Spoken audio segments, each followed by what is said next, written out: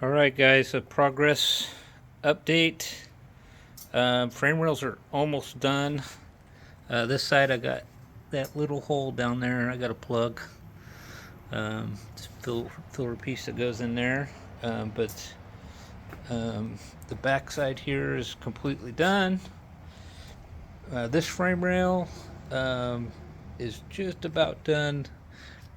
I'm not sure what I'm going to do with this hole. I got to build a motor mount, so I was kind of leaving it to last.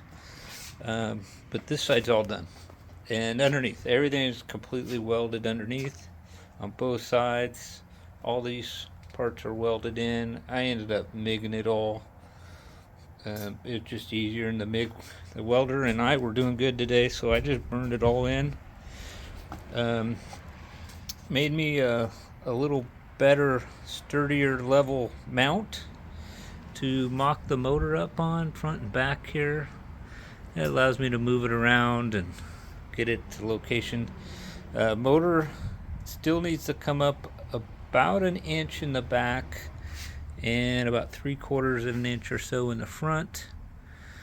That would get the pan a 1/4 inch above the bottom of this front cross member, so it'll be protected, and it'll put the crank center line roughly about 13 inches or a little less.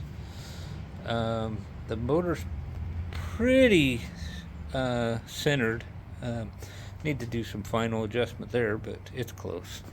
But I need to start mocking up the control arms, because I got to figure out how or where I'm going to put the upper shock mount. I got to do the lower shock mount and the control arm too. That's a whole nother story. Anyways, but I'm going to try and incorporate an adjustable mount for the shock, so I have some adjustability, or I can put some longer shocks in at another date. But there's going to be a tube that's going to come down here that this is going to mount to, and that'll give me an upper shock mount that's adjustable. Anyways, still haven't done anything with the horns up here. I think I'm going to put a piece of round tube coming from this plate down to this tube, and then clean up all that underneath it there. Anyways, I don't know. We'll decide at a later date, but the important thing is I got a lot more work done this weekend. Later.